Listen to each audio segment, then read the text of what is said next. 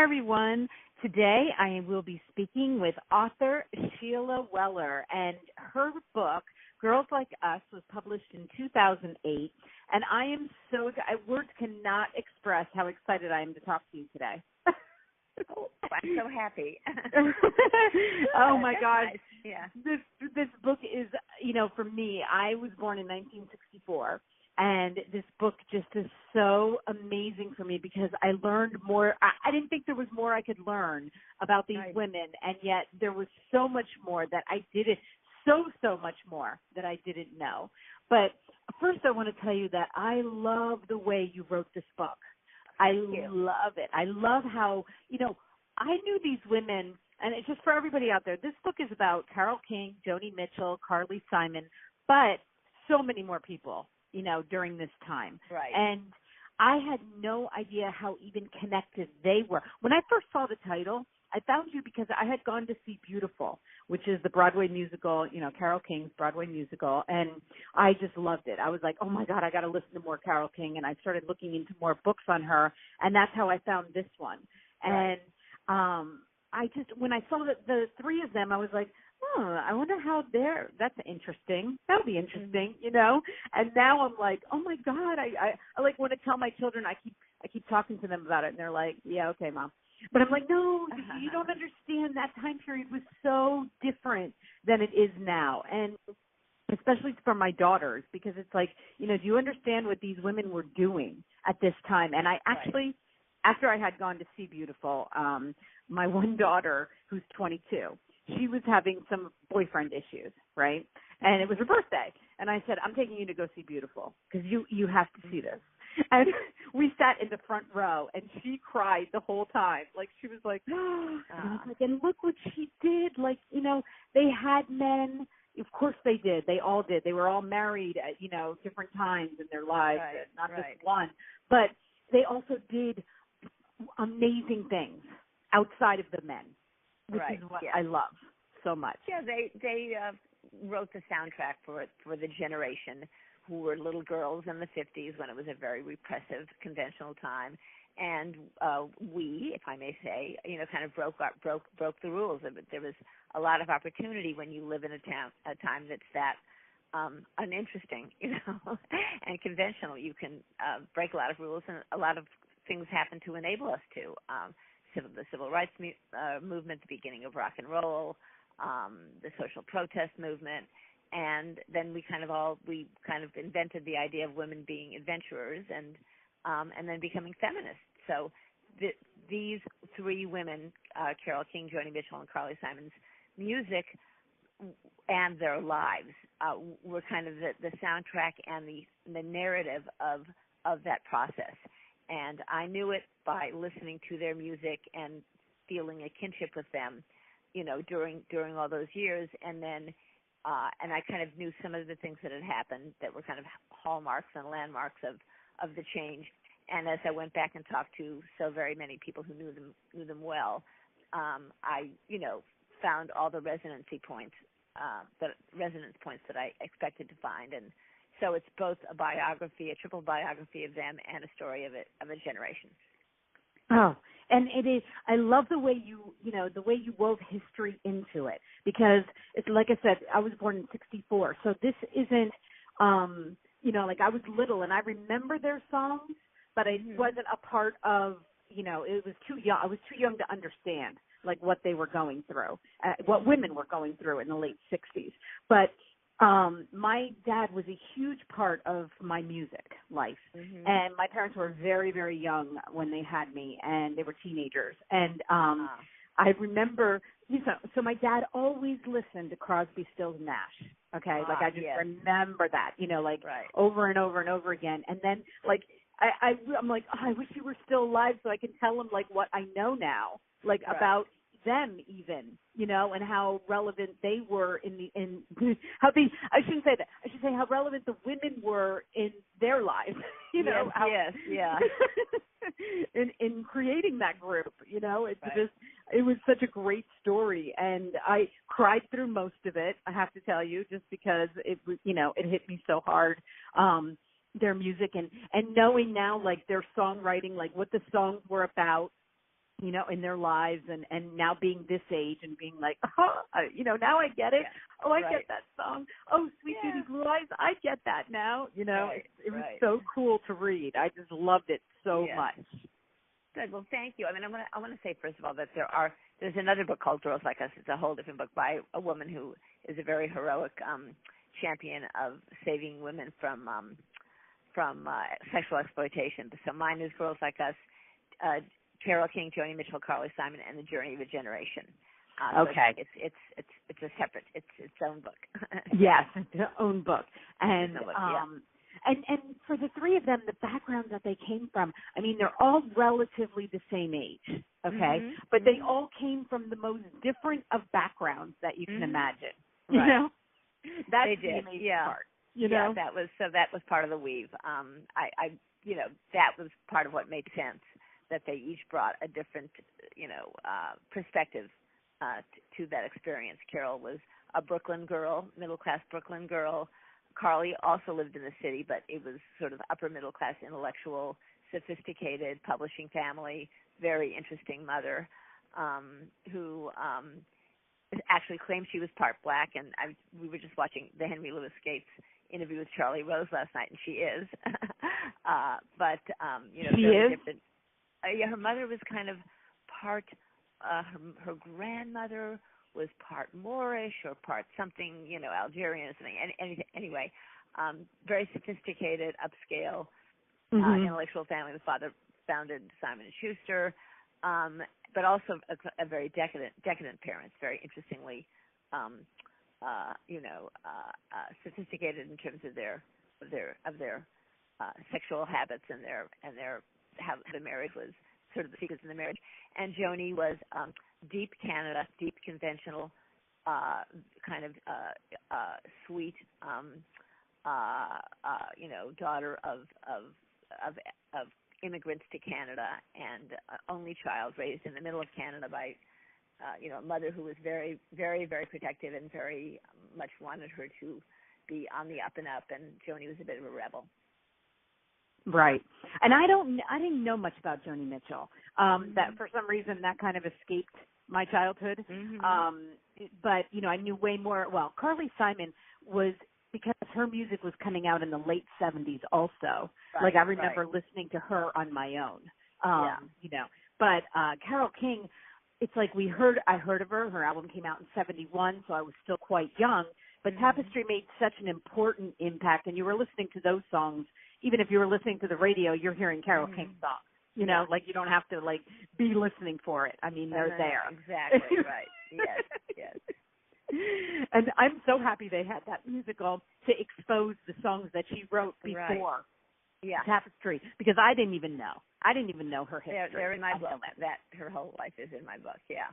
Yeah, her whole life is in your book, and as way more as I could get. Yeah.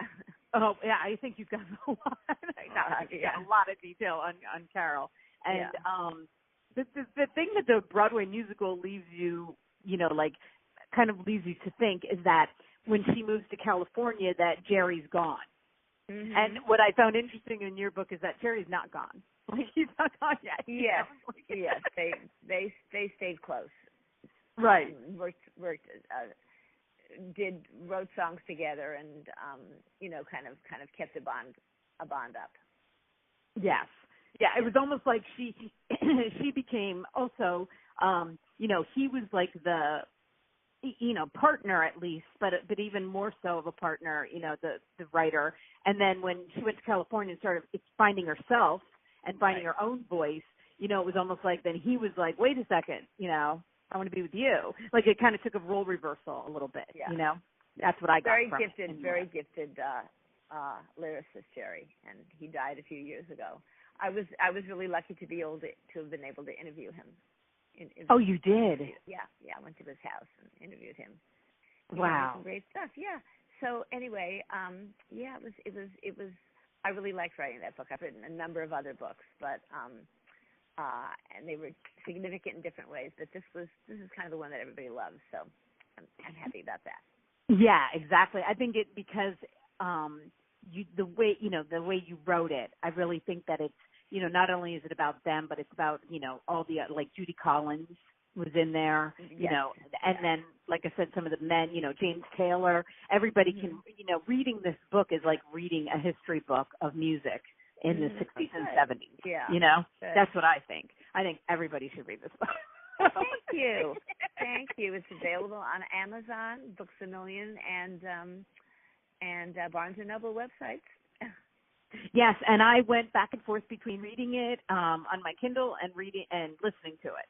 So you can, you know, just pop it in. You know, every time I was driving, I just popped in the Audible, and you know, I could keep on with it. That's what's so amazing about Amazon. You know, so you can do both. And the woman who did it, the Audible, is amazing too. You know, love her. I actually never listened to it. I figured, how on earth is she going to handle my really long sentences?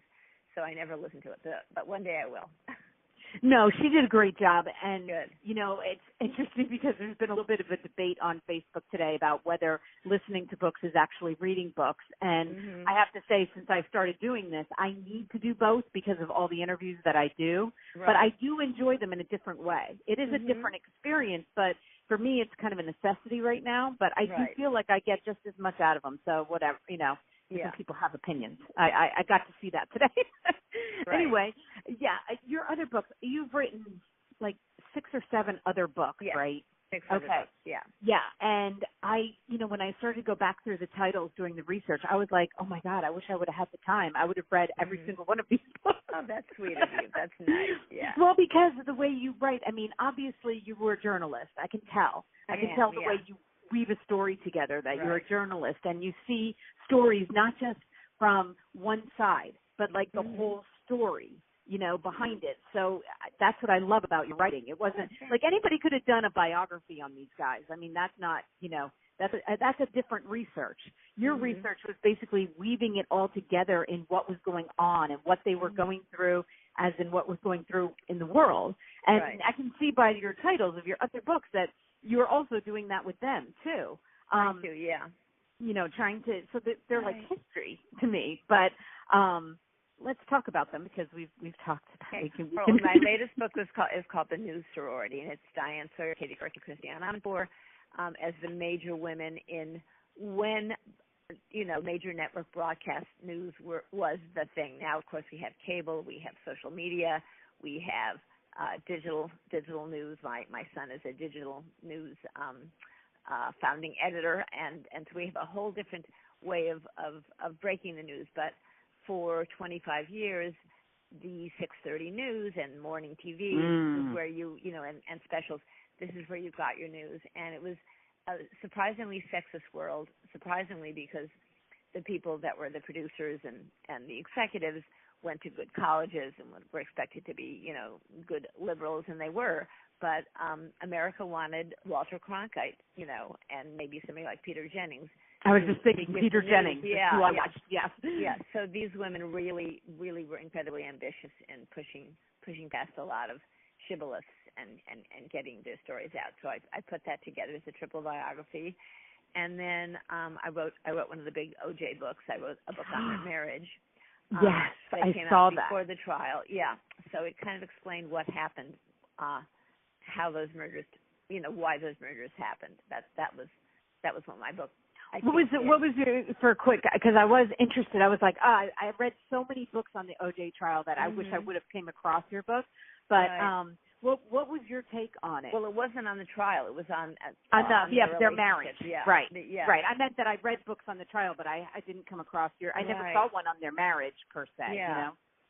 Well, you know, he became totally obsessed with her, and he was pretty psychotic, and people didn't see it. You know, you don't see that. I mean, domestic violence was involved, was kind of wrapped into their marriage, but it wasn't like an awful marriage. I mean, there were a lot of good things about it, which seems completely counterintuitive now and seems impossible to believe. But back then, people were a little more forgiving of it.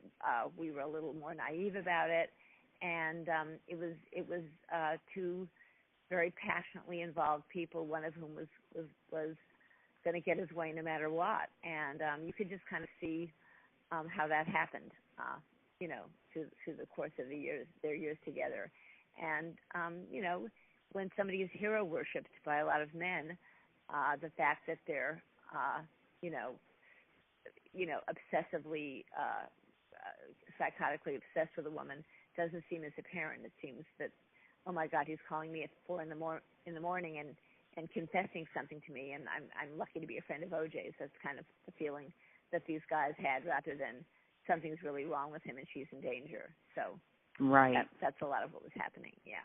Yeah, and I'm always wondering now with everything that's coming out with these football players, with the CTE, I'm wondering if they're ever going to find out that he had. I think that's a minor thing. I mean, do you? Okay. That. Yeah. I don't. Yeah. Interesting. No, well, that's good to know because you've done the research on him before that. So it does. I mean, he obviously seems like a very huge narcissist in his to the extreme. He's out now, right? He's out. Nobody. And he's out and about right now. Yeah. So I think a lot of people might be reading that one, right? Because it is still, that one is also still relevant because he is still here. So Right. And the news sorority, just one question I had about that is when you were looking at writing, because I also wish I would have read that book too, but I couldn't read everything, but I wish I could have because I would have. But because of growing up with those women, what they had to do to break through the news to get relevant, like especially Diane Sawyer. And Barbara Walters, I kind of remember too back in the day. Also, definitely was the first one. Yeah. Barbara Walters was the first one. Did a lot of the heavy lifting, yeah. Yeah, and I think Diane Sawyer always kind of gave her credit for that too. And had you done research on them before about this? I mean, to come up with the idea for the book? I was on their shows, actually. I was on the Today Show quite a bit. When I did my OJ book, I was on Diane's show for a couple of articles I did. Did I do research? I mean, I was just very aware of them. I knew people who worked with them. I'm trying to remember if I did. I mean, I think I did an article on Jane Pauley. I mean, over the years, I didn't interview them per se, but was certainly in the media. Right.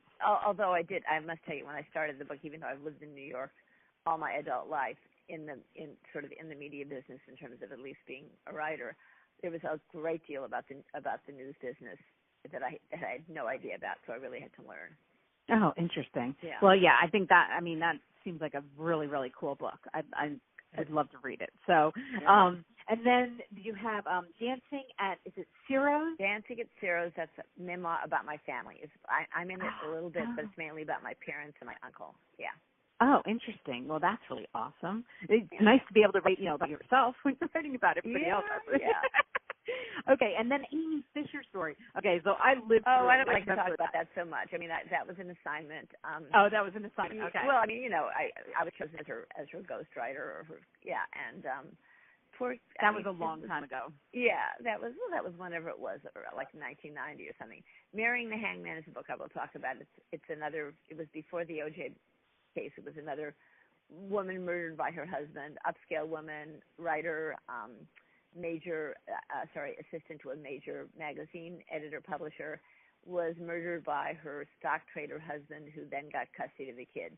So it explores, marriages like that, where there's a lot of portent of violence to come, and yet the people can't yet there's a great deal of conflict, and the woman doesn't get out at the right time.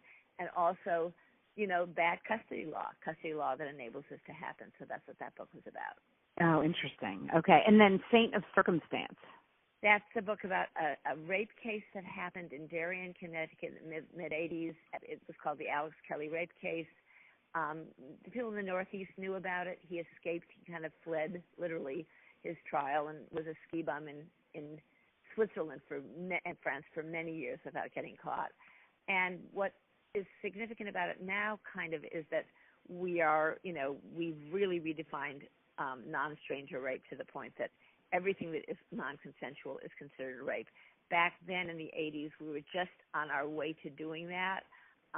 It wasn't as bad as it had been years before, but they still had terms like date rape, and if somebody accepted a ride home from a party and she ended up getting violently raped, as was the case of these two women, it was still, what was she doing in the car? Why did she accept a ride from him?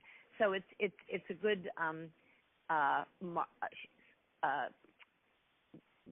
look at where we were a number of years ago, and how the ideas of what rape what rape is started to change. That's very interesting too, because of being this age. I think that girls don't understand what women had to go through to get to that point, because now no means no. But exactly, I do yeah. remember when there were different definitions for no. Right. Like you said, like yes. date rape, and yeah. it was like, well, if you went on a date, well, you accepted a date, so right. And especially for girls in college too, that were also Mm-hmm. going through rape that then it was considered like not rape, and they had to really fight for that to be right. considered rape, because if you were drinking or if you were, there were lots of things. I remember things like that. Yeah. But it brings it up because now we're just so used to no means no, but there was a whole other world before that was, It definitely was. Yep. Before that was the case. Well, you've been writing for a very long time. Let's talk about your career. Like, are you still writing for any of the magazines, or are you just working on books now? I got a book that I will talk about later. I'm not ready to talk about it yet. And okay. I write for Vanity Fair. The magazines are not kind of like in a interesting point now where a lot of them are going digital, but we're doing what we can. We're doing what we can. Let's put it that way. Well, I do think that they've made, like the Huffington Post.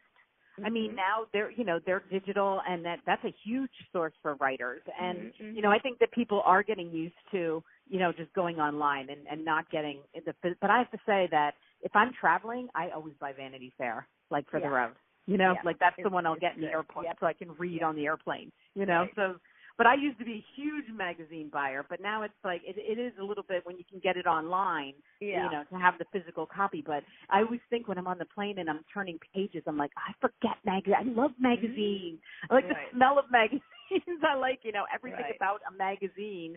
But, it's just tough, especially in the day of this news cycle, too. Everything's instant news. And by the time you read an article in a magazine, sometimes it's already been out there, Yes. Yes. Well, I'm happy to hear that you're writing, because that was going to be my next question. And I'm happy to hear that you're going to have another book. You are amazing. I think everybody should read your books.